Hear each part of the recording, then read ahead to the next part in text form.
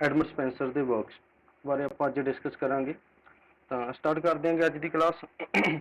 First of all Edmund Spenser बारे I think कि तुहानूं सारा कुछ क्लीयर हो गया होना, हुण तक कोई डाउट नहीं रह गया होना कि सब तो पहला तो इत्थे तुहानूं क्लीयर होना चाहिए कि जिहड़ा एडमंड स्पेंसर सीगा उहदा इस टाइम पीरियड है जिहड़ा इसनूं तुसीं लर्न कर लो सारे नूं। उस तो बाद एक कल मैं तुहानूं लिखवाउणा भुल गया सीगा, इसनूं ना तुसीं 16th सेंचुरी पोइट नाल अपना नोट डाउन कर लिओ। 16th सेंचुरी पोइट ये पुछया गया कई बार एग्जाम के सिद्धा आ जाता होंगे कि उत्थे ना तुहानूं ऑप्शनस दित्तियां जांदियां नेगियां कि फोर ऑप्शनस होणगे, उन्हां दे विचों पुछे जाए कि हू बिलोंग्स टू 16th सेंचुरी, है ना। उत्थे एडमंड स्पेंसर हो सकता, उत्थे कोई होर भी हो सकता है, जां जॉन कीट हो गया, जां डब्ल्यू यीट्स हो गया, है ना। इदां दे ऑप्शनस होणगे तो तुहानूं पता होना चाहिए कि उन्हां दा टाइम लाइफ स्पैन तुहानूं क्लीयर होना चाहिए। अगर ये होएगा तां ही आपां जिहड़ा हैगा अगे उहदे बारे कर पावांगे। इहनूं नोट कर लिओ। अज दा इहदा फस्ट जिहड़ा वर्क है सैफर्ड कैलेंडर, सैफर्ड्स कैलेंडर इसका जिहड़ा फस्ट वर्क मन्निया जाता है। क्लीयर। ਇਹਦਾ ਪਬਲਿਸ਼ਿੰਗ ईयर ਪੁੱਛ ਲੈਂਦੇ ਨੇ ਕਈ ਵਾਰੀ ਕਿ 1579 ਦੇ ਵਿੱਚ ਪਬਲਿਸ਼ ਕੀਤਾ ਗਿਆ ਸੀ। ਹੁਣ ਇੱਥੇ ਕਈ ਵਾਰੀ ਇਹ ਪੁੱਛ ਲਿਆ ਜਾਂਦਾ ਹੁੰਦਾ ਕਿ ਜਿਹੜਾ ਸੈਫਰਡ ਕੈਲੰਡਰ ਹੈ ਇਹ ਨਾ ਇਹਦਾ ਜਿਹੜਾ ਆਪਣਾ ਐਡਮੰਡ ਸਪੈਂਸਰ ਸੀ ਉਸਨੇ ਇੰਸਪਾਇਰ ਹੋ ਕੇ ਲਿਖਿਆ ਸੀ। ਤਾਂ ਉਹ ਪਰਸਨ ਕਿਹੜਾ ਸੀ? ਇੱਕ ਨਾ ਸਾਡੇ ਕੋਲ ਇੱਥੇ ਗ੍ਰੀਕ ਦੇ ਜਿਹੜੇ ਰਾਈਟਰ ਸੀਗੇ, ਇੱਕ ਦਾ ਨਾਮ ਸੀਗਾ ਥਿਊਕ੍ਰੀਟਸ, ਇਹ ਤੁਸੀਂ ਨੋਟ ਡਾਊਨ ਕਰ ਲਿਓ। ਥਿਊਕ੍ਰੀਟਸ TUS लास्ट ਦੇ ਵਿੱਚ, ठीक है। थियोक्रेटस प्लस एक वर्जिल, इन्हां ਤੋਂ इंस्पायर होया सी। फिर इन्हें किते जाके जिहड़ा हैगा सैफर्ड्स कैलेंडर है जिहड़ा ਉਹ अपना वर्क है जिहड़ा ਉਹ पब्लिश कीता सी। क्लीयर, इत्थों तक क्लीयर हो गया। ਹੁਣ ਇਹਦੇ ਵਿੱਚ ਕੁਝ ਕੁ ਚੀਜ਼ਾਂ ਮੈਂ ਤੁਹਾਨੂੰ ਇੱਥੇ ਪਹਿਲਾਂ ਹੀ ਸਟਾਰਟਿੰਗ ਦੇ ਵਿੱਚ ਦੱਸ ਦੇਣੀਆਂ ਚਾਹੁੰਦਾਗਾ ਕਿ ਇਹ ਜਿਹੜਾ ਜਿੱਦਾਂ ਕਿ ਕੱਲ ਅਸੀਂ ਨੇ ਆਖਿਆ ਸੀ ਨਾ ਕਿ ਇਹਨੂੰ ਇੱਕ ਰਾਈਟਰ ਨੇ ਆਖਿਆ ਸੀ ਕਿ ਸਪੈਂਸਰ ਰਿਟ ਨੋ ਲੈਂਗੁਏਜ, मतलब इन्हें कोई लैंगुएज नहीं लिखी। ਉਹਦਾ मतलब की सी जिद्दां कि कल मैं तुहानूं दस्सिया सी कि इन्हें जिहड़े अपने बहुत सारे मतलब पुरानी लैंगुएजेस ने जिहड़ियां ओल्ड इंग्लिश दीयां जिहड़ियां लैंगुएजेस ने उन्हां नूं यूज कीता, वो वर्ड्स नूं यूज कीता अपनी राइटिंग्स दे विच, ठीक है। आर्केक वो वर्ड्स ने जिहड़े ਉਹ यूज कीते गए सी ਇਹਦੇ ਦੁਆਰਾ। क्लीयर। ਹੁਣ ਅੱਗੇ ਚੱਲਦੇ ਹਾਂ कि ਇਹ अपीयर कदों ਹੁੰਦੀ है 1579 ਦੇ ਵਿੱਚ ਆਲਰੇਡੀ मैं दस चुकिया ਤੁਹਾਨੂੰ। ਉਸ ਤੋਂ ਬਾਅਦ ਆ ਗਿਆ ਨੈਕਸਟ ਪਬਲਿਸ਼ ਅੰਡਰ ਦਾ ਸਿਊਡੋਨੇਮ। ਸਿਊਡੋਨੇਮ ਕੀ ਹੁੰਦਾ? ਇੱਕ ਪੈਨ ਨੇਮ, ਪੈਨ ਨੇਮ ਦੇ ਨਾਲ ਇਹ ਪਬਲਿਸ਼ ਹੋਈ ਸੀ। ਉਹ ਸਿਊਡੋਨੇਮ ਕੀ ਸੀਗਾ ਦਾ? ਇਮੋਰਿਟੋ। ਇਮੋਰਿਟੋ ਸਿਊਡੋਨੇਮ ਦੇ ਨਾਲ ਹੋਈ ਸੀ ਪਬਲਿਸ਼, ਇਹਨੂੰ ਨੋਟ ਕਰ ਲਿਓ। ਉਸ ਤੋਂ ਬਾਅਦ ਨੈਕਸਟ ਕਹਿੰਦਾ ਇਹ ਫਸਟ ਪੈਸਟੋਰਲ ਰੋਮਾਂਸ ਸੀਗਾ ਇਨ ਵਰਸ ਦੇ ਵਿੱਚ। ਕਲੀਅਰ। ਹੁਣ ਪੈਸਟੋਰਲ ਕੀ ਹੁੰਦਾ ਹੈ? ਇਹ ਜਿਹੜੀਆਂ ਲਿਟਰੇਰੀ ਟਰਮਸ ਨੇ ਨਾਲ ਨਾਲ ਤੁਸੀਂ ਕਰਦੇ ਚੱਲਿਓ, ਤੁਹਾਨੂੰ ਕਲੀਅਰ ਹੋਣੀਆਂ ਚਾਹੀਦੀਆਂ ਨੇ ਤਾਂ ਜੋ ਜਦੋਂ ਵੀ ਆਪਾਂ ਕਦੇ ਸੈਸ਼ਨ ਲਾਵਾਂਗੇ ਲਿਟਰੇਰੀ ਟਰਮਸ ਦਾ ਤਾਂ ਉਹਨਾਂ ਦੇ ਵਿੱਚੋਂ ਮੋਸਟਲੀ ਜਿਹੜੀਆਂ ਨੇ ਤੁਹਾਨੂੰ ਪਤਾ ਹੋਣੀਆਂ ਚਾਹੀਦੀਆਂ ਨੇ। ਹੁਣ ਪੈਸਟੋਰਲ ਰੋਮਾਂਸ ਦੇ ਵਿੱਚ ਕੀ ਆ? ਸਭ ਤੋਂ ਪਹਿਲਾਂ ਅਸੀਂ ਪੈਸਟੋਰਲ ਬਾਰੇ ਜਿਹੜਾ ਜਾਣ ਲੈਂਦੇ ਆਂਗੇ।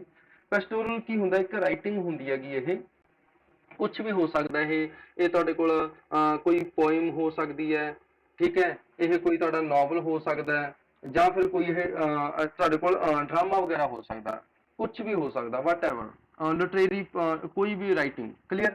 ਜਿਸ ਦੀ ਸੈਟਿੰਗ ਹੈ ਜਿਹੜੀ ਉਹ ਕਿਸੇ ਵਿਲੇਜ ਦੇ ਵਿੱਚ ਹੁੰਦੀ ਹੈ, ਰੂਰਲ ਸਾਈਡ ਦੇ ਵਿੱਚ ਹੁੰਦੀ ਆ। ਉਹਦਾ ਸਾਰੀ ਉੱਥੋਂ ਦੀ ਜਿਹੜੀ ਸਟੋਰੀ ਆ ਉਹ ਰੂਰਲ ਹੋਏਗੀ। ਕਲੀਅਰ। ਉੱਥੋਂ ਦਾ ਇਨਵਾਇਰਮੈਂਟ ਉਹ ਰੂਰਲ ਦਾ ਚੱਕਣਗੇ, ਉੱਥੋਂ ਦਾ ਕਲਚਰ ਉਹਨਾਂ ਕੋਲ ਰੂਰਲ ਸਾਈਡ ਦਾ ਹੀ ਹੋਏਗਾ। ਪੇਂਡੂ ਕਲਚਰ ਦੀ ਗੱਲ ਕਰਦਾ ਮੈਂ ਇੱਥੇ। ਤਾਂ ਉਹ ਸਾਰਾ ਕੁਝ ਕੀ ਹੋਏਗਾ ਪੈਸਟੋਰਲ ਦੇ ਵਿੱਚ, ਪੈਸਟੋਰਲ ਰਾਈਟਿੰਗ ਦੇ ਵਿੱਚ ਰੂਰਲ ਦੇ ਵਿੱਚ ਸੈਟਿੰਗ ਹੁੰਦੀ ਹੈ। ਉਸ ਤੋਂ ਬਾਅਦ ਰੋਮਾਂਸ। ਰੋਮਾਂਸ ਸਾਨੂੰ ਪਤਾ ਹੀ ਹੈ ਕਿ ਇੱਕ ਇਮੇਜਿਨੇਸ਼ਨ ਨੂੰ ਆਖਿਆ ਜਾਂਦਾ ਹੈਗਾ, ਜਿਹਦਾ ਕਿ ਰਿਐਲਿਟੀ ਦੇ ਨਾਲ ਕੁਝ ਵੀ ਲੈਣਾ ਦੇਣਾ ਨਹੀਂ ਹੁੰਦਾ। ਸਾਡੀਆਂ ਇਮੇਜਿਨੇਸ਼ਨਸ ਨੇ ਜਿਹੜੀਆਂ ਚੱਲਦੀਆਂ ਨੇ ਉਹ ਰੋਮਾਂਸ ਟਰਮ ਦੇ ਵਿੱਚ ਆ ਜਾਂਦੀਆਂ ਨੇ। ਵਰਸ ਸਾਨੂੰ ਪਤਾ ਕਿ ਅਨਰਿਦਮ ਕੋਈ ਪੋਇਮ ਹੋ ਸਕਦੀ ਹੈ ਜਿਹਦਾ ਕੋਈ ਰਿਦਮ ਹੀ ਨਹੀਂ ਹੁੰਦਾ, ਉਸਨੂੰ ਅਸੀਂ ਵਰਸ ਦੇ ਵਿੱਚ ਲੈ ਜਾਂਦੇ ਹਾਂ। ਕਲੀਅਰ। ਅੱਗੇ ਲਿਟਰੇਰੀ ਟਰਮਸ ਦੇ ਵਿੱਚ ਆਪਾਂ ਇਹਨਾਂ ਨੂੰ ਹੋਰ ਡੀਪਲੀ ਹੈ ਜਿਹੜਾ ਉਹ ਕਰਾਂਗੇ। ਦੇਖੋ ਹੁਣ ਜਿੰਨੇ ਵੀ ਮੈਂ ਤੁਹਾਨੂੰ ਇੱਥੇ ਪੁਆਇੰਟਸ ਵਗੈਰਾ ਕਰਵਾ ਰਿਹਾ ਨਾ ਇਹ ਸਾਰੇ ਤੁਸੀਂ ਨੋਟ ਡਾਊਨ ਕਰ ਲਿਓ, ਸਾਰੇ ਇੰਪੋਰਟੈਂਟ ਨੇ, ਇਹਨਾਂ ਨੂੰ ਰੱਟ ਲਿਓ। ਮੈਂ ਪੂਰੀ ਕੋਸ਼ਿਸ਼ ਕੀਤੀ ਹੈ ਕਿ ਤੁਹਾਨੂੰ ਕਿਤੋਂ ਵੀ ਕੁਝ ਹੋਰ ਪੜ੍ਹਨਾ ਨਾ ਪਵੇ ਤੇ ਸਾਰਾ ਕੁਝ ਤੁਹਾਡਾ ਇਹਦੇ ਵਿੱਚ ਹੀ ਕਵਰ ਹੋ ਜਾਵੇ। ਉਸ ਤੋਂ ਬਾਅਦ ਡੈਡੀਕੇਟ ਕਿਹਨੂੰ ਕੀਤਾ ਸੀ? ਇਹ ਸਰ ਫਿਲਿਪ ਸਿਡਨੀ ਨੂੰ ਕੀਤਾ ਸੀਗਾ ਇਹਨੇ। ਸਪੈਂਸਰ ਦਾ ਹੀ ਨਾ ਇੱਕ ਇਹ ਫਰੈਂਡ ਸੀਗਾ ਸਰ ਫਿਲਿਪ ਸਿਡਨੀ।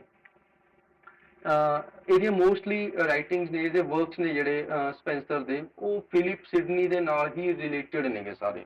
ਕਲੀਅਰ। ਹੁਣ ਅਗਲਾ ਇੰਪੋਰਟੈਂਟ ਪੁਆਇੰਟ ਹੈ ਇਹਦੇ ਵਿੱਚ ਕਿ ਇੰਟਰੋਡਕਸ਼ਨ ਹੈ ਜਿਹੜੀ ਇਸ ਦੀ ਸੈਫਰਡ ਕੈਲੰਡਰ ਦੀ, ਉਹ ਕਿਸ ਦੁਆਰਾ ਜਿਹੜੀ ਆ ਲਿਖੀ ਗਈ ਸੀ, ਰਾਈਟ ਕਿਸ ਦੁਆਰਾ ਕੀਤੀ ਗਈ ਸੀ? ਤਾਂ ਪਰਸਨ ਦਾ ਨਾਮ ਕੀ ਸੀ ਉਹਦਾ? ਐਡਵਰਡ ਕਾਰਕੇ। ਐਡਵਰਡ ਕਾਰਕੇ ਨੂੰ ਨੋਟ ਕਰ ਲਿਓ, ਇਹ ਉਹਦਾ ਫਰੈਂਡ ਸੀਗਾ ਸਪੈਂਸਰ ਦਾ। ਇਹਨੇ ਇਹਦੀ ਇੰਟਰੋਡਕਸ਼ਨ ਹੈ ਜਿਹੜੀ ਉਹ ਦਿੱਤੀ ਸੀ।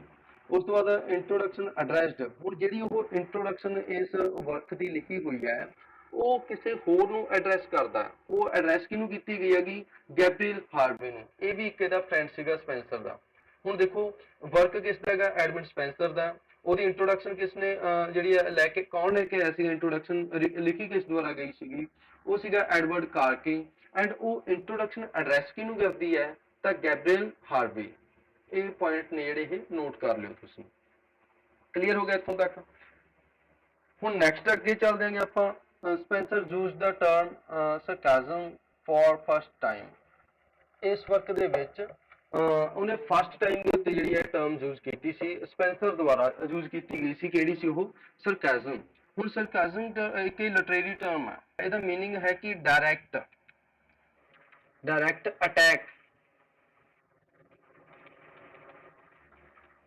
ਠੀਕ ਹੈ, ਡਾਇਰੈਕਟ ਅਟੈਕ ਦੀ ਗੱਲ ਕਰਦਾ। ਇੱਕ ਹੁੰਦਾ ਇਹਦੇ ਇੱਕ ਆਪੋਜੀਟ ਵਰਡ ਚੱਲ ਜਾਂਦਾ ਹੁੰਦਾ ਜਿਹੜਾ ਇਨਡਾਇਰੈਕਟ ਅਸੀਂ ਅਟੈਕ ਕਰਦੇ ਹਾਂ ਕਿਸੇ ਤੇ, ਉਹ ਹੁੰਦਾ ਆਇਰਨੀ। ਜਦੋਂ ਆਪਾਂ ਕਿਸੇ ਨੂੰ ਜਿਵੇਂ ਕਹਿੰਦੇ ਨੇ ਹੁੰਦੇ ਕਿ ਉਹਨੂੰ ਸਿੱਧੀ ਉਹਦੇ ਮੂੰਹ ਤੇ ਗੱਲ ਕਰ ਦੇਣੀ, ਉਹਨੂੰ ਸਿੱਧਾ ਅਟੈਕ ਕਰ ਦੇਣਾ ਕਿ ਹਾਂ ਜੀ ਉਹ ਕਿਸੇ ਵੀ ਪਰਸਨ ਨੂੰ ਹੋ ਸਕਦਾ ਉਹ, ਤਾਂ ਉਹ ਹੋਏਗਾ ਸਾਡਾ ਸਰਕੈਜ਼ਮ। ਤੇ ਜਦੋਂ ਅਸੀਂ ਇਨਡਾਇਰੈਕਟਲੀ ਕਰਦੇ ਹਾਂ ਕਿ ਜਿਵੇਂ ਕੋਈ ਕਲਾਸ ਦੇ ਵਿੱਚ, ਸਪੋਜ਼ ਕਰੋ ਆਪਾਂ ਕਲਾਸ ਨੂੰ ਲੈ ਲੈਂਦੇ ਹਾਂ ਕਿ ਕਲਾਸ ਦੇ ਵਿੱਚ ਕੋਈ ਪਰਸਨ ਲੇਟ ਆਇਆ, ਸਾਡੇ ਕੋਲ ਲੇਟ ਜੁਆਇਨ ਕੀਤਾ ਉਸਨੇ, ਤਾਂ ਉਹਨੂੰ ਤੁਹਾਡੇ ਚੋਂ ਕੋਈ ਪੁੱਛ ਲੈ ਕਿ ਹਾਂ ਯਾਰ ਇਹ ਬੜੀ ਤੂੰ ਬੜਾ ਜਲਦੀ ਆ ਗਿਆ ਸਾਡੇ ਵਿੱਚ, ਹੈ ਨਾ। ਇਨਡਾਇਰੈਕਟਲੀ ਅਟੈਕ ਕੀਤਾ ਸੀ ਉਹਦੇ ਤੇ, ਹੈ ਨਾ। ਤਾਂ ਉਹ ਆਇਰਨੀ ਹੁੰਦੀ ਆ, ਆਇਰਨੀ। ਉਹਨੂੰ ਤੁਸੀਂ ਨੋਟ ਕਰ ਲਿਓ। ਇਹ ਦੋ ਟਰਮਸ ਨੇ ਜਿਹੜੀਆਂ ਇਹ ਤੁਹਾਡੇ ਅੱਗੇ ਹੈਲਪਫੁਲ ਰਹਿਣਗੀਆਂ।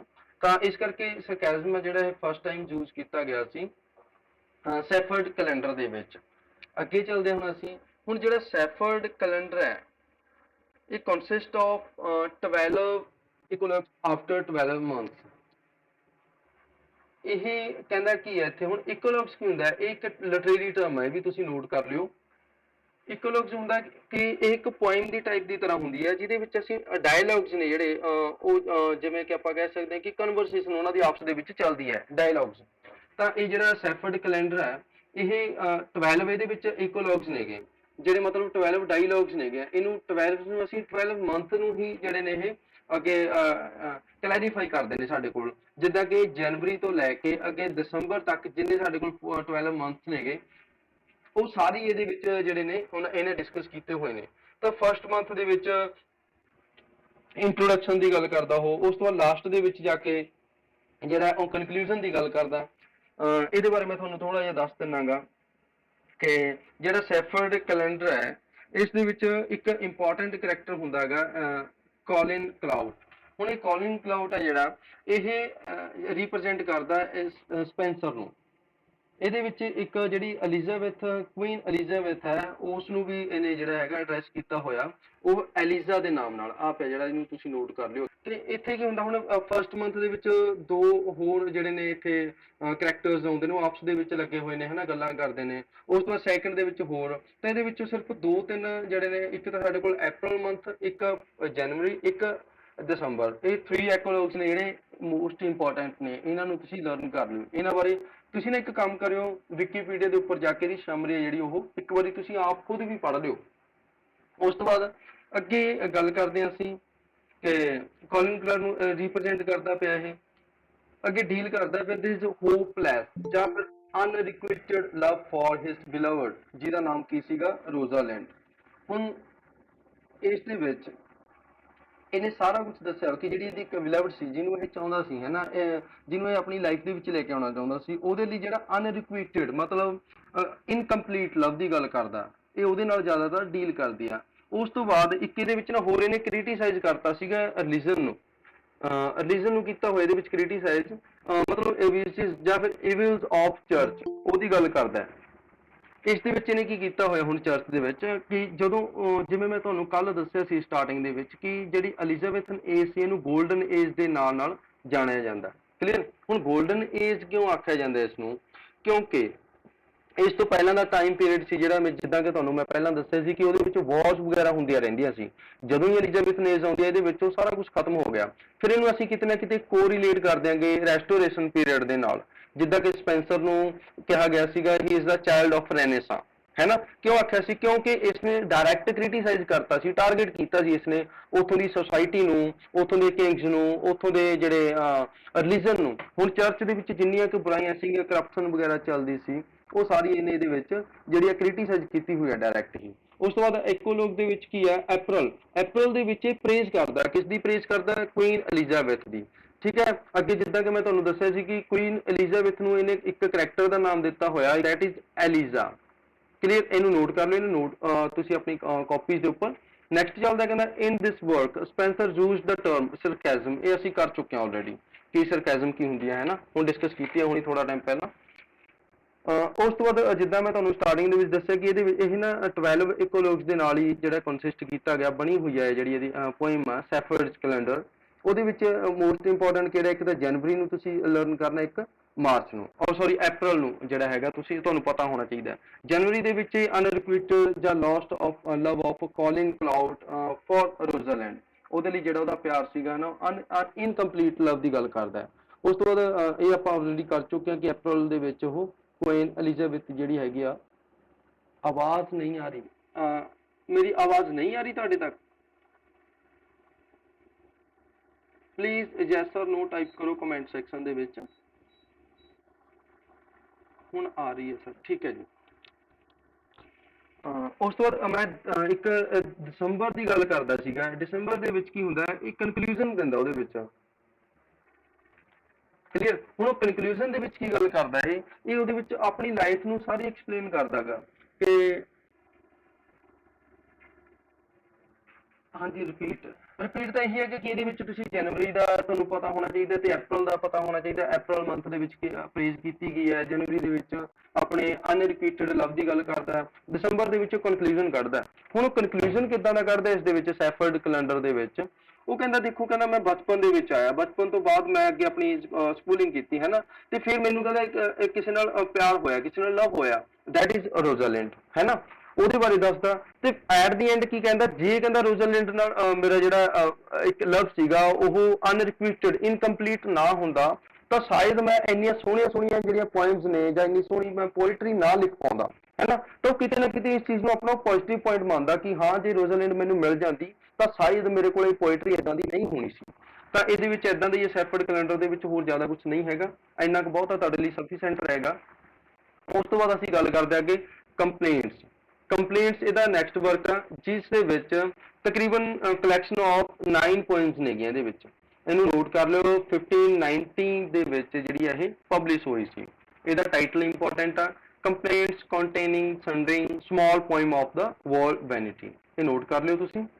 ਉਸ ਤੋਂ ਬਾਅਦ ਇਹਦੇ ਵਿੱਚ ਨਾ ਹੁਣ 9 ਪੋਇਮਸ ਨੇਗੀਆਂ ਸਾਡੇ ਕੋਲ, ਪਰ ਅਸੀਂ 9 ਦੇ ਵਿੱਚੋਂ ਜਿਹੜੀਆਂ ਨੇ 4 ਇੰਪੋਰਟੈਂਟ ਪੋਇਮਸ ਨੇਗੀਆਂ, ਜਿੱਦਾਂ ਕਿ ਦ ਰੂਨਸ of time, tears of ਮਿਊਜ਼ਸ, ਵਰਜਿਲਸ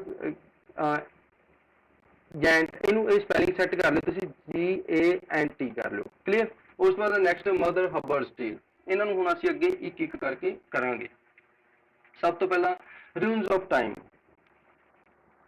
ਰੂਨਸ of time ਦੇ ਵਿੱਚ ਕੀ ਹੈ, ਇਹ ਕੀ ਕਹਿੰਦਾ ਹੁਣ ਇਹਦੀ ਜਿਹੜੀ ਹੈ ਇੱਕ ਐਲਜੀ ਹੈ, ਇਹ ਜਿਹੜਾ ਦਾ ਵਰਕ ਸੀਗਾ ਰੂਨਸ ਆਫ ਟਾਈਮ ਇੱਕ ਐਲਜੀ ਹੈ, ਇਹਨੂੰ ਨੋਟ ਕਰ ਲਿਓ ਤੁਸੀਂ। ਹੁਣ ਰੂਨਸ ਦਾ ਮੀਨਿੰਗ ਕੀ ਹੁੰਦਾ? ਰੂਨਸ ਦਾ ਮੀਨਿੰਗ ਹੁੰਦਾ distraction of time, distraction of time. Next आ गया कि एलजी की गल करते हुण इत्थे इहने रूल्स ऑफ टाइम मतलब डिस्ट्रैक्शन ऑफ टाइम की गल करदा, इहदे विच पावर ऑफ टाइम की गल करदा कि टाइम दे विच इन्नी पावर हुंदी है कि वो कुछ भी डिस्ट्रॉय कर सकदा, वो किसी भी चीज़ नूं खत्म कर सकदा है। एक एलजी है, ये एलजी की हुंदा? हाँ जी एक मिनट, कमेंट सैक्शन दे विच कुछ है, एक मिनट होल्ड, मैंने चेक कर लैण दो कमेंट। रून्स मीनस, हाँ जी रून्स मीनस होंगे कि distraction, distraction DISTRACTION, distraction of time, मतलब टाइम की डिस्ट्रैक्शन की इत्थे गल करता है। क्लीयर, इत्थों तक क्लीयर हो गया सारे नूं? किसी का होर कोई डाउट? हाँ LG is a sad song. आप एलजी की गल करते हैं हुण अगे। एलजी की है, एक लिटरेरी टर्म है, एलजी है जिहड़ी, क्लीयर। एलजी दे विच की हुंदा, जिहदे विच एक जिहनूं असीं कह दिंदे आ mourning poem, MOUR MING mourning poem. Mourning ਹੁੰਦਾ ਦੁਖਾਂਤ, ਜਿਹਨੂੰ ਅਸੀਂ ਬਿਰਲਾਪ ਵਾਲੀ ਪੋਇਮ ਕਹਿ ਦਿੰਦੇ ਆ। LGO ਹੁੰਦੀ ਆ ਜਿਹੜੀ ਕਿਸੇ ਦੇ ਦੁੱਖ ਦੇ ਉੱਤੇ ਜਿਹੜੀ ਹੈ ਜਦੋਂ ਲਿਖੀ ਜਾਂਦੀ ਹੈ, ਕੋਈ ਹਨਾ ਨੋਟ ਰਾਈਟ ਕੀਤੀ ਜਾਂਦੀ ਆ, ਉਸ ਨੂੰ ਅਸੀਂ ਕੀ ਕਹਿ ਦਿੰਦੇ ਆ, LG ਕਹਿ ਦਿੰਦੇ ਆ। LG ਦੇ ਵਿੱਚ ਕੀ ਆ, ਹੁਣ ਦੇਖੋ ਜਿਹੜੀ ਰੂਨਸ ਆਫ ਟਾਈਮ ਆ, ਇਹ ਡੈਡੀਕੇਟ ਕਿਹਨੂੰ ਕੀਤੇ, ਫਿਲਿਪ ਸਿਡਨੀ ਦੀ ਸਿਸਟਰ ਸੀ ਜਿਹੜੀ ਮੈਰੀ ਸਿਡਨੀ, ਉਸ ਨੂੰ ਇਹ ਡੈਡੀਕੇਟ ਕੀਤੀ ਹੋਈ ਹੈ। ਕਲੀਅਰ, ਇੱਥੋਂ ਤੱਕ ਕਲੀਅਰ ਹੋ ਗਿਆ। ਹੁਣ ਜਿਹੜੀ ਮੈਰੀ ਸਿਡਨੀ ਸੀ ਨਾ, ਇਹ ਕਾਊਂਟੈਸ ਆਫ ਪੈਮਬਰੋਕ ਸੀ। ਇਹ ਨੋਟ ਕਰ ਲਿਓ ਤੁਸੀਂ, ਕਾਊਂਟੈਸ ਆਫ ਪੈਮਬਰੋਕ, ਇਹਨੂੰ ਨੋਟ ਕਰ ਲਿਓ, ਕਾਊਂਟੈਸ ਆਫ ਪੈਮਬਰੋਕ। ਕਲੀਅਰ। ਹੁਣ ਕਾਊਂਟੈਸ ਕੀ ਹੁੰਦਾ, ਕਾਊਂਟੈਸ ਹੁੰਦਾ ਡਚਸ ਜਿਵੇਂ ਹੁੰਦਾ ਆਪਣੇ ਕੋਲ ਹੈ ਨਾ ਕਿਸੇ ਏਰੀਆ ਦੀ, ਜਿਵੇਂ ਆਪਾਂ ਪ੍ਰੈਜ਼ੈਂਟਲੀ ਸਿਟੀ ਦੇ ਵਿੱਚ MC ਹੁੰਦਾਗਾ ਜਾਂ ਵਿਲੇਜ ਦੇ ਵਿੱਚ ਇੱਕ ਸਰਪੰਚ ਹੁੰਦਾ ਨਾ, ਉੱਥੋਂ ਦਾ ਮਤਲਬ ਕੋਈ ਉਹ ਰੂਲਰ ਜਿਹਦੇ ਅੰਡਰ ਸਾਰੀ ਪਾਵਰ ਹੋਵੇ ਉਸ ਏਰੀਆ ਦੀ। ਤਾਂ ਜਿਹੜੀ ਇਹਦੀ ਫਿਲਿਪ ਸਿਡਨੀ ਦੀ ਸਿਸਟਰ ਸੀਗੀ ਮੈਰੀ ਸਿਡਨੀ, ਇਹ ਕਾਊਂਟੈਸ ਸੀਗੀ ਇੱਕ ਪੈਮਬਰੋਕ ਦੀ, ਤਾਂ ਉਹਨੂੰ ਡੈਡੀਕੇਟ ਕਰਕੇ ਇਹਨੇ ਰੂਨਸ ਆਫ ਟਾਈਮ ਆ ਜਿਹੜੀ ਇਹ ਦਿੱਤੀ ਸੀਗੀ ਆਪਣੀ ਪੁਆਇੰਟ। ਨੈਕਸਟ ਅੱਗੇ ਚੱਲਦੇ ਹਾਂ। ਅੱਗੇ ਆ ਗਿਆ ਆਪਣੇ ਕੋਲ laments the death of Sir Philip Sidney. ਜਿਹੜੀ ਆ ਲਾਮੈਂਟ ਸੇਮ ਐਜ ਇਟ ਹੈ ਕਿ ਜਦੋਂ ਕੋਈ ਆਪਣਾ ਦੁੱਖ ਪ੍ਰਗਟਾਉਂਦਾ ਹੈ ਨਾ, ਉਹਦੇ ਬਾਰੇ ਗੱਲ ਕਰਦਾ। ਜਦੋਂ ਸਰ ਫਿਲਿਪ ਸਿਡਨੀ ਦੀ ਡੈਥ ਹੁੰਦੀ ਆ, ਉਦੋਂ ਹੀ ਜਿਹੜੀ ਇਹ ਉਹਨੇ ਲਿਖੀ ਸੀ। ਇਹ LG ਬਸ ਇਹਦੇ ਵਿੱਚ ਇੰਨਾ ਕੀ ਇੰਪੋਰਟੈਂਟ ਆ, ਇਸ ਤੋਂ ਬਾਅਦ ਕਿ ਕੁਝ ਹੋਰ ਤੁਹਾਨੂੰ ਕਰਨ ਦੀ ਜ਼ਰੂਰਤ ਨਹੀਂ ਹੈ। ਆਈ ਹੋਪ ਕਿ ਇੱਥੋਂ ਤੱਕ ਕਲੀਅਰ ਹੋ ਗਿਆ ਹੋਣਾ ਸਾਰਿਆਂ ਨੂੰ। ਹੁਣ ਇਹਦਾ ਥੀਮ ਕੀ ਹੈ, ਇਹਦਾ ਥੀਮ ਵੀ ਤੁਸੀਂ ਨੋਟ ਕਰ ਲਿਓ। ਉਹੀ ਜਿਹੜਾ ਇਹਦਾ ਆਹੀ ਥੀਮ ਆ ਕਿ ਇਹ ਗ੍ਰੀਫ ਆ ਜਿਹੜਾ ਇਹ ਆਪਣਾ ਉਹ ਐਕਸਪ੍ਰੈਸ ਕਰਦਾਗਾ ਜਦੋਂ ਫਿਲਿਪ ਸਿਡਨੀ ਦੀ ਡੈਥ ਹੋ ਜਾਂਦੀ ਹੈ। ਨੈਕਸਟ ਆ ਗਿਆ ਮਦਰ ਹਬਰਡਸ ਟੇਲ, ਇੰਪੋਰਟੈਂਟ। ਇਹਦੇ ਵਿੱਚੋਂ ਲਾਸਟ ਟਾਈਮ ਤੇ ਵੀ ਕੁਐਸਚਨ ਹੈ ਜਿਹੜਾ ਇੱਕ ਆਇਆ ਸੀਗਾ ਐਗਜ਼ਾਮ ਦੇ ਵਿੱਚ। ਮਦਰ ਹਬਰਡਸ ਟੇਲ ਦੀ ਗੱਲ ਕਰੀਏ ਤਾਂ ਇਹ ਇੱਕ ਬੀਸਟ ਫੈਬਲ ਹੈ। Clear, beast fable. ਹੁਣ ਬੀਸਟ ਕੀ ਹੁੰਦਾ ਤੇ ਇੱਕ ਫੈਬਲ ਕੀ ਹੁੰਦਾ? ਫੈਬਲ ਤਾਂ ਹੁੰਦਾ ਇੱਕ ਸਟੋਰੀ ਜਿਹੜੀ ਐਟ ਦੀ ਐਂਡ ਸਾਨੂੰ ਕੋਈ ਨਾ ਕੋਈ ਲੈਸਨ ਆ ਜਿਹੜਾ ਉਹ ਦੇ ਕੇ ਜਾਂਦੀ ਹੈ। ਕਲੀਅਰ, ਉਹਨੂੰ ਅਸੀਂ ਕੀ ਕਹਿ ਦਿੰਦੇ ਆ, ਫੈਬਲ ਕਹਿ ਦਿੰਦੇ ਆ। ਇੱਕ ਲਿਟਰੇਰੀ ਟਰਮ ਹੈ। ਬੀਸਟ ਜਿੱਥੇ ਐਨੀਮਲਸ ਦੀ ਗੱਲ ਕੀਤੀ ਜਾਂਦੀ ਹੈ, ਮਤਲਬ ਐਨੀਮਲਸ ਦੀ ਕੋਈ ਸਟੋਰੀ ਹੋ ਗਈ ਹੈ ਨਾ, ਜਿਹੜੀ ਕਿ ਸਾਨੂੰ ਐਟ ਦੀ ਐਂਡ ਕੋਈ ਨਾ ਕੋਈ ਲੈਸਨ ਆ ਜਿਹੜਾ ਉਹ ਪ੍ਰੋਵਾਈਡ ਕਰਵਾਉਂਦੀ ਹੈ, ਉਸ ਨੂੰ ਕਹਿ ਦਿੰਦੇ ਆ ਅਸੀਂ। ਜਿਵੇਂ ਕਿ ਤੁਹਾਨੂੰ ਪਤਾ ਹੋਵੇਗਾ ਕਿ ਜਾਰਜ ਔਰਵੈਲ ਦਾ ਇੱਕ ਵਰਕ ਸੀਗਾ ਐਨੀਮਲ ਫਾਰਮ, ਉਹ ਇੱਕ ਇਹਦੀ ਬਹੁਤ ਵੱਡੀ ਐਗਜ਼ਾਮਪਲ ਹੈ ਬੀਸਟ ਫੈਬਲ ਦੀ। ਕਲੀਅਰ। ਨੈਕਸਟ ਚੱਲਦਾ, tell the story of an ape and fox. Fox ਤੇ ਏਪ ਦੀ ਸਟੋਰੀ ਜਿਹੜੀ ਇਹਦੇ ਵਿੱਚ ਸਾਨੂੰ ਦੱਸੀ ਜਾਂਦੀ ਆ, ਜਿਹੜੇ ਕਿ ਇੱਕ ਟਰੈਵਲੌਗ, ਇੱਕ ਟਰੈਵਲ ਕਰਦੇ ਨੇ, ਉਹ ਟਰੈਵਲ ਕਰਦੇ ਕਰਦੇ ਉਹਦੇ ਵਿੱਚ ਸਾਰੀ ਜਿਹੜੀ ਇਹ ਪੋਇਟਰੀ ਸਾਡੇ ਸਾਹਮਣੇ ਆਉਂਦੀ ਆ। ਰਿਟਨ ਹੀਰੋਇਕ ਕਪਲੇਟ, ਇੰਪੋਰਟੈਂਟ ਆ, ਕਈ ਵਾਰੀ ਪੁੱਛ ਲੈਂਦਾ ਕਿ ਜਿਹੜਾ ਸਾਡੇ ਕੋਲ ਮਦਰ ਹਬਰਡਸ ਟੇਲ ਹੈ ਜਿਹੜੀ ਇਹ ਕਿਸ ਫਾਰਮ ਦੇ ਵਿੱਚ ਲਿਖੀ ਗਈ ਹੈ, ਇਹਦੀ ਟਾਈਪ ਕੀ ਹੈ ਨਾ, ਫਾਰਮ ਕੀ ਹੈ, ਤਾਂ ਹੀਰੋਇਕ ਕਪਲੇਟ। ਹੁਣ ਹੀਰੋਇਕ ਕਪਲੇਟ ਦੇ ਲਈ ਵੀ ਤੁਹਾਨੂੰ ਪਤਾ ਹੀ ਹੋਏਗਾ ਕਿ ਇੱਕ ਸਾਡੇ ਕੋਲ ਬੈਸਟ ਰਾਈਟਰ ਸੀਗਾ ਜਿਹਨੇ ਜ਼ਿਆਦਾਤਰ ਹੀਰੋਇਕ ਕਪਲੇਟਸ ਨੇ ਜਿਹੜੀਆਂ ਉਹ ਲਿਖੀਆਂ ਸੀ। ਕੋਈ ਦੱਸ ਸਕਦਾ ਕਿ ਕਿਹੜਾ ਪਰਸਨ ਹੈ, ਕਿਹੜਾ ਰਾਈਟਰ ਹੈ ਜਿਹਨੂੰ ਅਸੀਂ ਜਾਣਦੇ ਹਾਂ ਹੀਰੋਇਕ ਕਪਲੇਟ ਦੇ ਨਾਮ ਨਾਲ? ਕਮੈਂਟ ਸੈਕਸ਼ਨ ਦੇ ਵਿੱਚ ਤੁਸੀਂ ਦੱਸ ਸਕਦੇ ਹੋ ਇਸ ਨੂੰ। ਕੋਈ ਦੱਸ ਸਕਦਾ ਤੁਹਾਡੇ ਚੋਂ? Very good Shelley, very good. Alexander Pope. Alexander Pope ਨੂੰ ਅਸੀਂ ਜਾਣਦੇ ਹਾਂ ਹੀਰੋਇਕ ਕਪਲੇਟ ਦੇ ਨਾਲ। ਕਲੀਅਰ, ਇੱਥੋਂ ਤੱਕ ਕਲੀਅਰ ਹੋ ਗਿਆ। ਹੁਣ ਹੀਰੋਇਕ ਕਪਲੇਟ ਦੇ ਵਿੱਚ ਕੀ ਹੁੰਦਾ ਹੈ? ਕਪਲੇਟ ਤੋਂ ਕਪਲੇਟ ਦਾ ਮਤਲਬ ਕੀ ਹੈ? ਇਹ ਕਪਲੇਟ ਹੁੰਦਾ ਹੈਗਾ ਟੂ ਲਾਈਨਸ, ਹੈ ਨਾ। ਟੂ ਲਾਈਨਸ ਨੂੰ ਅਸੀਂ ਕਪਲੇਟ ਦੇ ਵਰਡ ਨਾਲ, ਕਪਲ ਕੀ ਹੁੰਦਾ? ਜੋੜੀ, ਹੈ ਨਾ। ਜਦੋਂ ਟੂ ਲਾਈਨਸ ਦੀ ਜੋੜੀ ਜਿਹੜੀ ਹੁੰਦੀ ਆ ਤਾਂ ਉਹਨੂੰ ਅਸੀਂ ਕਪਲੇਟ ਕਹਿੰਦੇ ਹਾਂ। ਹੁਣ ਹੀਰੋਇਕ ਕਪਲੇਟ ਹਰ ਦੋ ਲਾਈਨਸ ਨੂੰ ਨਹੀਂ ਆਖਿਆ ਜਾਂਦਾ। ਜਿਵੇਂ ਸਪੋਜ਼ ਕਰੋ ਮੇਰੇ ਕੋਲ ਇੱਕ ਫੌਕਸ ਵਾਲੀ ਤੇ ਇੱਕ ਜਿਹੜੀ ਆ ਟਰੈਵਲੌਗ ਵਾਲੀ ਹੈ, ਟੂ ਲਾਈਨਸ ਹੋਣ ਪ੍ਰੋਪਰ, ਤਾਂ ਇਹਨਾਂ ਨੂੰ ਮੈਂ ਕਦੇ ਵੀ ਹੀਰੋਇਕ ਕਪਲੇਟ ਨਹੀਂ ਆਖੂੰਗਾ, ਕਿਉਂਕਿ ਹੀਰੋਇਕ ਕਪਲੇਟ ਦੇ ਵਿੱਚ ਰਿਦਮ ਸਕੀਮ, ਰਾਈਮ ਸਕੀਮ ਜਿਹੜੀ ਹੋਣੀ ਆ ਉਹ ਲਾਜ਼ਮੀ ਹੁੰਦੀ ਹੈ। ਜਦੋਂ ਤੱਕ ਰਾਈਮ ਸਕੀਮ ਨਹੀਂ ਹੁੰਦੀ, ਜਿਹਦੇ ਵਿੱਚ ਕੀ ਹੁੰਦਾ, repetition of similar sounds in the and, ਜਦੋਂ ਮਤਲਬ ਇੱਕ ਲਾਸਟ ਦੇ ਵਿੱਚ ਸਿਮਿਲਰ ਸਾਊਂਡਸ ਨੇ ਜਿਹੜੇ ਉਹ ਰਿਪੀਟ ਨਹੀਂ ਹੁੰਦੇ, ਤਾਂ ਉਸ ਨੂੰ ਅਸੀਂ ਕਦੇ ਵੀ ਹੀਰੋਇਕ ਕਪਲੇਟ ਨਹੀਂ ਕਹਾਂਗੇ। ਤਾਂ ਜਿੱਦਾਂ ਕਿ ਤੁਹਾਨੂੰ ਇੱਕ ਐਗਜ਼ਾਮਪਲ ਸਾਰਿਆਂ ਨੂੰ ਪਤਾ, ਆਪਾਂ ਹਨਾ ਜਦੋਂ ਬਚਪਨ ਦੇ ਵਿੱਚ ਪੜ੍ਹਦੇ ਹੁੰਦੇ ਸੀ ਤਾਂ ਉਦੋਂ ਇੱਕ ਪੋਇਮ ਜੀ ਸਾਡੇ ਅੱਗੇ ਆਉਂਦੀ ਹੁੰਦੀ ਸੀ ਚਾਈਲਡਹੁੱਡ ਦੇ ਵਿੱਚ, Twinkle Twinkle little star how I wonder what you are, ਹੈ ਨਾ। ਹੁਣ ਦੇਖੋ ਉਹਦੇ ਵਿੱਚ ਟਵਿੰਕਲ ਦੇ ਵਿੱਚ ਕੀ ਹੁੰਦਾ, ਸਟਾਰ, ਲਾਸਟ ਦੇ ਵਿੱਚ ਕੀ ਹੈਗਾ ਸਟਾਰ, ਤੇ ਨਾਲ ਕੀ ਆਣਗੇ ਵਟ ਯੂ ਆਰ। ਹੁਣ ਇਹ ਲਾਸਟ ਨੇ ਉਹਦੇ ਵਿੱਚ, ਹੈ ਨਾ। ਇੱਥੇ ਸਾਡੇ ਕੋਲ ਕਿਤੇ ਨਾ ਕਿਤੇ ਇਹਨਾਂ ਦੀ ਸਾਊਂਡ ਹੈ ਜਿਹੜੀ ਰੈਪੀਟੀਸ਼ਨ ਹੋ ਰਹੀ ਹੈ, ਮਤਲਬ ਪ੍ਰੋਨੰਸੀਏਸ਼ਨ ਦੀ ਗੱਲ ਕਰਦਾ ਇੱਥੇ ਉਹ ਕਪਲੇਟ ਦੇ ਵਿੱਚ, ਤਾਂ ਇਹ ਹੀਰੋਇਕ ਕਪਲੇਟ ਹੁੰਦੀ ਹੈ। ਕਲੀਅਰ। ਹਰ ਲਾਈਨ ਇਹਦੇ ਵਿੱਚ ਹੀਰੋਇਕ ਕਪਲੇਟ ਦੇ ਵਿੱਚ ਹੁੰਦਾ ਕੀ ਆ, ਹੁਣ ਇਹ ਵੀ ਤੁਹਾਨੂੰ ਪਤਾ ਹੋਣਾ ਚਾਹੀਦਾ। ਇਹਦੇ ਵਿੱਚ ਨਾ ਹਰ ਲਾਈਨ ਦੇ ਵਿੱਚ 10 ਸਿਲੇਬਲ ਹੁੰਦੇ ਨੇ, ਉਹ 10 11 ਐਦਾਂ ਅਰੇਂਜ ਕੀਤੇ ਜਾਂਦੇ ਹੁੰਦੇ ਨੇਗੇ। ਸਭ ਤੋਂ ਪਹਿਲਾਂ ਤਾਂ ਅਨਸਟ੍ਰੈਸਡ ਹੋਏਗਾ। ਇਹ ਆਪਾਂ ਅੱਗੇ ਜਦੋਂ ਜਿਹੜੀ ਆ ਲਿੰਗੁਇਸਟਿਕ ਕਰਾਂਗੇ ਉਦੋਂ ਤੁਹਾਨੂੰ ਕਲੀਅਰ ਹੋ ਜਾਣੀਆਂ ਨੇ, ਜਾਂ ਫਿਰ ਆਪਾਂ ਮੀਟਰਸ ਵਗੈਰਾ ਨੇ ਹਨਾ, ਲਿਟਰੇਰੀ ਟਰਮਸ ਨੇਗੇ ਜਿਹੜੀਆਂ ਉਹ ਕਰਾਂਗੇ, ਉਦੋਂ ਤੁਹਾਨੂੰ ਸਾਰਾ ਕੁਝ ਕਲੀਅਰ ਹੋਏਗਾ। ਇੱਕ ਤਾਂ ਹੁੰਦੀ ਸਾਡੇ ਕੋਲ ਅਨਸਟ੍ਰੈਸਡ, ਉਸ ਤੋਂ ਬਾਅਦ ਫਿਰ ਸਟ੍ਰੈਸਡ ਹੁੰਦੀ ਆ, ਫਿਰ ਅਨਸਟ੍ਰੈਸਡ ਹੁੰਦੀ ਆ। ਏਦਾਂ ਕਰ ਕਰਕੇ ਸਾਡੇ ਕੋਲ 10 ਸਿਲੇਬਲ ਨੇ ਜਿਹੜੇ ਉਹ ਇੱਕ ਲਾਈਨ ਦੇ ਵਿੱਚ ਹੁੰਦੇ ਨੇ, ਜਿਹੜੀ ਹੀਰੋਇਕ ਕਪਲੇਟ ਹੁੰਦੀ ਹੈ। ਹੁਣ ਅੱਗੇ ਚੱਲਦੇ ਆ। ਇਸ ਪੋਇਮ ਦੇ ਵਿੱਚ ਕਹਿੰਦਾ ਜਦੋਂ ਇਹ ਪਬਲਿਸ਼ ਹੋਈ ਹੈ ਉਹਨੂੰ ਅਫੈਂਡਡ ਬਾय ਲਾਰਡ ਬਰਗਲੇ। ਹੁਣ ਲਾਰਡ ਬਰਗਲੇ ਇੱਕ ਇਹਦਾ ਪਰਸਨਲ ਸੈਕਟਰੀ ਸੀਗਾ ਕੁਈਨ ਐਲਿਜ਼ਾਬੈਥ ਦਾ। ਇਹਨੂੰ ਨੋਟ ਕਰ ਲਿਓ ਤੁਸੀਂ। ਲਾਰਡ ਬਰਗਲੇ ਇਹ ਪਰਸਨਲ ਸੈਕਟਰੀ ਸੀ ਕੁਈਨ ਐਲਿਜ਼ਾਬੈਥ ਦਾ, ਠੀਕ ਹੈ। ਉਹ ਅਫੈਂਡਰ ਹੁੰਦਾ ਮਤਲਬ ਉਹ ਗੁੱਸੇ ਹੋ ਜਾਣਾ ਹੈ ਨਾ ਉਸ ਦੇ ਉੱਤੇ। ਕਿਉਂ ਹੋਇਆ? ਕਿਉਂਕਿ ਇਸਨੇ ਕ੍ਰਿਟੀਸਾਈਜ਼ ਕੀਤਾ ਸੀ ਰਿਲੀਜਨ ਉੱਤੇ, ਕੋਰਟ ਲਾਈਫ ਨੂੰ। ਹੁਣ ਕੋਰਟ ਲਾਈਫ ਕਿਹੜੀ ਆ? ਉਹਨਾਂ ਦੀ ਅਦਾਲਤੀ ਹੈ ਨਾ। ਇਹਨੇ ਐਕਚੁਅਲ ਦੇ ਵਿੱਚੋਂ ਸਾਰਾ ਕੁਝ ਜਿਹੜਾ ਐਕਸਪਲੇਨ ਕਰਤਾ ਸੀ, ਜੋ ਕੁਝ ਇਹ ਦੇਖ ਰਿਹਾ ਸੀਗਾ ਕਿ ਜਿਵੇਂ ਕਿ ਆਪਾਂ ਕਿਸੇ ਗਵਰਨਮੈਂਟ ਦੇ ਟਾਈਮ ਦੇ ਵਿੱਚ ਕੋਈ ਵੀ ਹੋ ਸਕਦੀ ਆ ਉਹ ਜਿਹੜੀ ਚੀਜ਼ ਆਪਾਂ ਸੋਸਾਇਟੀ ਦੇ ਵਿੱਚ ਦੇਖਦੇ ਹਾਂ, ਜੇ ਉਹਨੂੰ ਐਜ਼ ਇਟ ਹੀ ਅਸੀਂ ਜਿਹੜਾ ਹੈਗਾ ਡਾਇਰੈਕਟ ਟਾਰਗੇਟ ਕਰ ਦਈਏ ਤਾਂ ਉਸ ਚੀਜ਼ ਨੂੰ ਜਿਹੜਾ ਹੈਗਾ ਹੈ ਨਾ ਕਿਤੇ ਨਾ ਕਿਤੇ ਕਿਸੇ ਨੂੰ ਤਾਂ ਜਿਹੜੀ ਆ ਬੁਰੀ ਲੱਗਦੀ ਹੋਇਆ। ਐਜ਼ ਇਟ ਹੀ ਹੋਇਆ ਸੀ ਇੱਥੇ ਜਦੋਂ ਇਹਨੇ ਰਿਲੀਜਨ ਨੂੰ ਚਰਚ ਦੇ ਵਿੱਚ ਸਿੱਧਾ ਟਾਰਗੇਟ ਕੀਤਾ ਕਿ ਚਰਚ ਦੇ ਵਿੱਚ ਹੈ ਨਾ ਕਿੱਦਾਂ ਕਰਪਸ਼ਨ ਵਗੈਰਾ ਹੁੰਦੀ ਹੈ, ਉਹ ਸਾਰਾ ਕੁਝ ਇਹਨੇ ਦੇ ਵਿੱਚ ਕੀਤਾ। ਤੇ ਨਾਲ ਹੀ ਫਿਰ ਕੋਰਟ ਲਾਈਫ ਆ ਵੀ ਉੱਥੇ ਕਿੱਦਾਂ ਦਾ ਜਿਹੜਾ ਸਿਸਟਮ ਸਾਡਾ ਚੱਲਦਾ, ਉਹਦੇ ਨਾਲ ਕੀ ਹੋਇਆ ਫਿਰ ਇਹਨੂੰ ਬੜਾ ਬੁਰਾ ਲੱਗਿਆ ਇਸ ਨੂੰ, ਲਾਰਡ ਬਰਗਲੇ ਨੂੰ। ਤਾਂ ਇਸ ਨੂੰ ਬੁਰਾ ਲੱਗਣ ਦੇ ਨਾਲ ਇਹਨੇ ਕੀ ਕੀਤਾ ਸੀਗਾ, ਫਿਰ ਇਹਨੂੰ ਦੇਸ਼ ਨਿਕਾਲਾ ਦਿੱਤਾ ਸੀ ਸਪੈਂਸਰ ਨੂੰ, ਬੈਨਿਸਡ ਕਰਤਾ ਸੀ ਟੂ ਆਇਰਲੈਂਡ ਦੇ ਵਿੱਚ। ਕਲੀਅਰ? ਇਹਨੂੰ ਮਤਲਬ ਇੰਗਲੈਂਡ ਤੋਂ ਜਿਹੜਾ ਹੈਗਾ ਇਹਨੂੰ ਬੈਨਿਸਡ ਮਤਲਬ ਉੱਥੋਂ ਦੇਸ਼ ਨਿਕਾਲਾ ਕਰਤਾ ਸੀ। ਇਹ ਤੁਸੀਂ ਨੋਟ ਕਰ ਲਿਓ, ਇੰਨੇ ਕੁ ਪੁਆਇੰਟ ਸੀਗੇ ਇਸ ਦੇ ਵਿੱਚੋਂ। ਨੈਕਸਟ ਵਰਕ ਸਾਡੇ ਕੋਲ ਆ ਜਾਂਦਾ ਅੱਗੇ Astrophel. Astrophel same as it ਹੀ ਪਬਲਿਸ਼ ਕਦੋਂ ਹੁੰਦਾ? 1595 ਦੇ ਵਿੱਚ। ਈਅਰ ਯਾਦ ਰੱਖਿਓ, ਭੁੱਲ ਨਾ ਜਾਇਓ। ਨੈਕਸਟ ਆ ਗਿਆ ਇਹ ਸੇਮ ਐਜ਼ ਇਟ ਹੀ ਇੱਕ ਐਲਜੀ ਫਾਰਮ ਦੇ ਵਿੱਚ ਹੈ।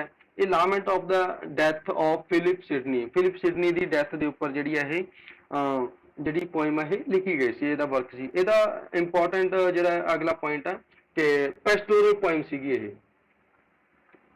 ਕਲੀਅਰ? ਅੱਗੇ ਚੱਲਦੇ ਆ। ਡੈਡੀਕੇਟ ਇਹਦਾ ਪੁੱਛ ਲੈਣਾ ਹੁੰਦਾ ਹੈ ਕਿ ਇਹਦੇ ਵਿੱਚ ਇੰਨੇ ਕੁ ਪੁਆਇੰਟਸ ਬਹੁਤ ਹੋਣਗੇ ਤੁਹਾਡੇ ਲਈ।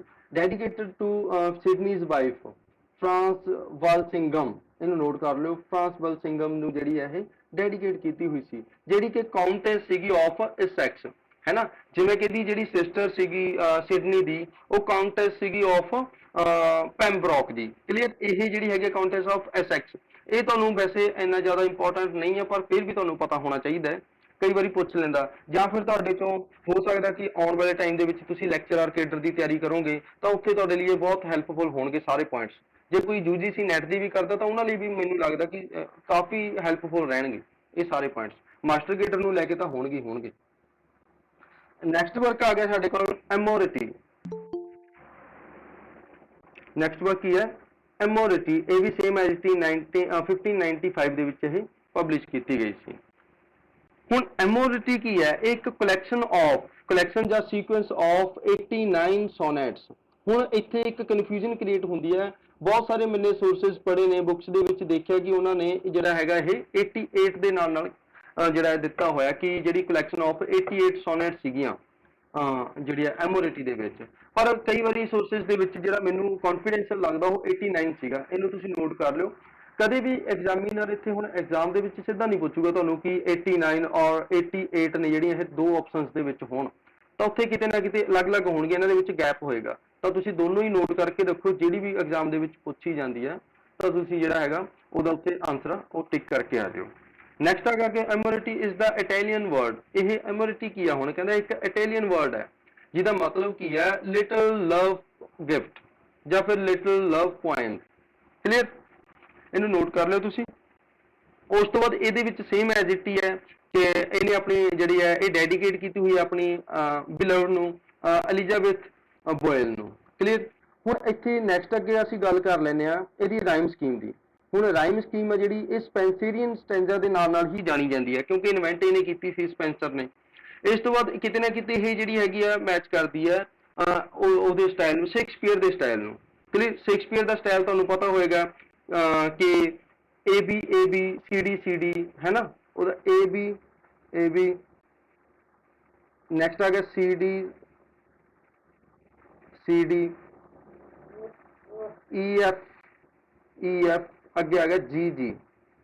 ਹੁਣ ਸੋਨੇਟ ਕੀ ਹੁੰਦਾ? Sonet is the 49 poem. 49 lines ਦੇ ਵਿੱਚ ਕੀ ਹੋਏਗਾ? ਇਹਦੇ ਵਿੱਚ ਸਾਡੇ ਕੋਲ ਜਿਹੜੇ ਨੇ 3 ਤਾਂ ਇੱਥੇ ਸਾਡੇ ਕੋਲ ਕੁਆਟਰਾਈਨ ਹੋਣਗੇ। ਕੁਆਟਰਾਈਨ ਮਤਲਬ 4 ਲਾਈਨਸ ਦਾ ਇੱਕ ਸੈਂਟੈਂਸ ਆ। ਸਾਡੇ ਕੋਲ 3 ਸੈਂਟੈਂਸ ਇਦਾਂ ਦੇ ਨੇ ਜਿਹਦੇ ਵਿੱਚ 4 ਲਾਈਨਸ ਨੇਗੀਆਂ, ਤੇ ਲਾਸਟ ਦੇ ਵਿੱਚ ਇੱਕ ਸਾਡੇ ਕੋਲ ਕਪਲੇਟ ਹੁੰਦੀ ਹੈ ਇਹਦੇ ਵਿੱਚ। ਕਲੀਅਰ? ਟੋਟਲ ਸਾਡੇ ਕੋਲ 14 ਲਾਈਨਸ ਨੇ ਜਿਹੜੀਆਂ ਉਹ ਹੁੰਦੀਆਂ ਨੇ। ਹਾਂਜੀ, ਕਿਸੇ ਦਾ ਕੋਈ ਕੁਐਸਚਨ ਹੈ? ਹੈਂਡ ਰੇਜ਼ ਕੀਤੇ ਹੋਏ ਨੇ ਤੁਸੀਂ ਕੁਝ ਸਟੂਡੈਂਟਸ ਨੇ। ਪਲੀਜ਼ ਤੁਸੀਂ ਕਮੈਂਟ ਸੈਕਸ਼ਨ ਦੇ ਵਿੱਚ ਪੁੱਛ ਸਕਦੇ ਹੋ। ਇੱਕ ਮਿੰਟ।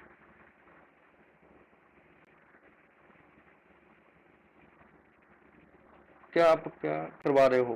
हाँ जी, प्लीज़ ਤੁਸੀਂ ਕਲਾਸ ਦੇ ਵਿੱਚ ਆਇਆ ਕਰੋ ਜੀ। ਟਾਈਮ ਦੇ ਉੱਤੇ ਤਾਂ ਹੀ ਕਲੀਅਰ ਹੁੰਦਾ ਸਾਰਾ ਕੁਝ, ਹੈ ਨਾ। ਤੁਸੀਂ ਬਾਅਦ ਦੇ ਵਿੱਚ ਰਿਕਾਰਡਡ ਜਿਹੜੀ ਆ ਵੀਡੀਓ ਤੇ ਲੈਕਚਰ ਤੁਸੀਂ ਦੇਖ ਸਕਦੇ ਹੋ, ਤਾਂ ਤੁਹਾਨੂੰ ਕਲੀਅਰ ਹੋ ਜਾਏਗਾ ਕਿ ਅਸੀਂ ਕੀ ਕਰ ਰਹੇ ਹਾਂ। ਬੇਸਿਕਲੀ ਅਸੀਂ ਐਡਮੰਡ ਸਪੈਂਸਰ ਦੇ ਜਿਹੜੇ ਵਰਕਸ ਨੇ ਉਹਨਾਂ ਨੂੰ ਅਸੀਂ ਡਿਸਕਸ ਕਰਨ ਲੱਗੇ ਹੋਇਆਂਗੇ। ਕਲੀਅਰ? ਹਾਂ, ਸਪੈਂਸਰੀਅਨ ਸਟੈਂਜਾ ਤੁਸੀਂ ਨੋਟ ਕਰਿਓ, ਇਹਦੀ ਕਈ ਵਾਰੀ ਰਾਈਮ ਸਕੀਮ ਪੁੱਛ ਲੈਂਦਾ ਹੁੰਦਾ ਐਗਜ਼ਾਮ ਦੇ ਵਿੱਚ। ਸਿੱਧੇ ਤੌਰ ਤੇ ਪੁੱਛੀਆਂ ਜਾਂਦੀਆਂ ਨੇ ਇਹ ਚੀਜ਼ਾਂ ਜਿਹੜੀਆਂ ਤੁਹਾਨੂੰ ਇੱਥੇ ਮਿਲ ਰਹੀਆਂ ਨੇ। ਪੁਆਇੰਟਸ ਨੇ ਜਿਹੜੇ ਜਿੰਨੇ ਵੀ ਪੁਆਇੰਟਸ ਨੇਗੇ।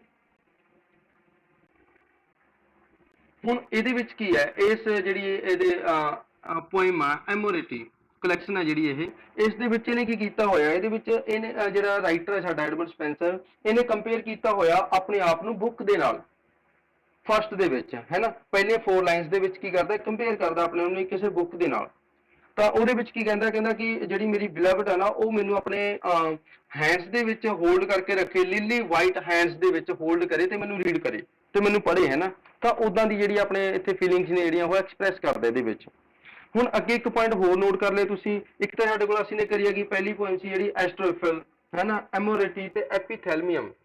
ਇਹ 3 ਪੁਆਇੰਟ ਨੇ ਜਿਹੜੇ ਨੋਟ ਕਰ ਲਓ ਤੁਸੀਂ।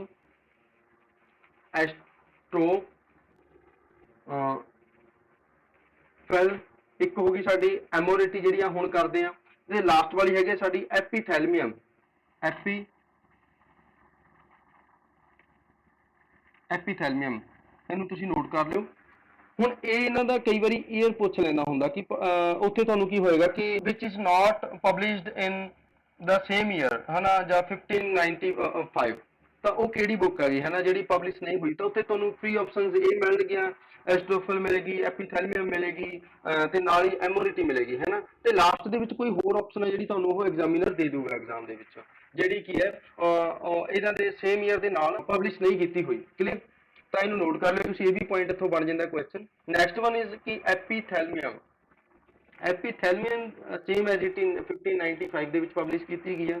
ਐਮੋਰਿਟੀ ਦੇ ਨਾਲ ਇਹਨੂੰ ਪਬਲਿਸ਼ ਕੀਤਾ ਗਿਆ ਸੀਗਾ। ਉਸ ਤੋਂ ਬਾਅਦ ਸੀਕੁਅਲ ਹੈਗੀ ਐਮੋਰਿਟੀ ਦੇ। ਇੰਨਾ ਕਿ ਤੁਸੀਂ ਇਹਦੇ ਵਿੱਚੋਂ ਕਰ ਲਿਓ ਪੁਆਇੰਟਸ। ਅਗਲਾ ਹੈਗਾ ਇਹ ਕੀ, ਇੱਕ ਨਪਸਲ ਸੌਂਗ ਹੈ। ਨਪਸਲ ਸੌਂਗ ਕੀ ਹੁੰਦਾ ਹੈ? ਮੈਰਿਜ ਸੌਂਗ ਜਿਹਨੂੰ ਅਸੀਂ ਕਹਿ ਦਿੰਦੇ ਹਾਂ। ਇਹਦੇ ਵਿੱਚ ਮੈਰਿਜ ਦੀ ਗੱਲ ਕਰਦਾ ਹੈ। ਆ ਦੇਖੋ ਨੈਕਸਟ ਦੇ ਵਿੱਚ ਆ ਹੀ ਗਿਆ ਕਿ ਇਹ ਸੈਲੀਬ੍ਰੇਟ ਕਰਦਾ ਮੈਰਿਜ ਵਿਦ ਹਿਸ ਬਿਲਵਡ। ਜਦੋਂ ਇਹਦੀ ਆਪਣੀ ਬਿਲਵਡ ਦੇ ਨਾਲ ਮੈਰਿਜ ਹੁੰਦੀ ਆ ਤਾਂ ਉਹਨੂੰ ਇਹਦੇ ਵਿੱਚ ਇਹ ਸੈਲੀਬ੍ਰੇਟ ਕਰਦਾ, ਮਤਲਬ ਇਹਦੇ ਵਿੱਚ ਉਹ ਦੱਸਦਾ ਹੈ। ਨੈਕਸਟ ਉਸ ਤੋਂ ਬਾਅਦ ਅੱਗੇ ਚੱਲਦੇ ਆ। ਕੋਲਿਨ ਕਲਾਊਡ ਕਮ, ਐਮਿਕ ਇਹਦੇ ਵਿੱਚੋਂ ਕੱਟ ਕਰ ਦਿਓ, ਕਮ ਹੋਮ ਅਗੇਨ। 1596 ਦੇ ਵਿੱਚ ਪਬਲਿਸ਼ ਹੋਈ ਸੀ। ਮੋਸਟ ਇੰਪੋਰਟੈਂਟ ਆ।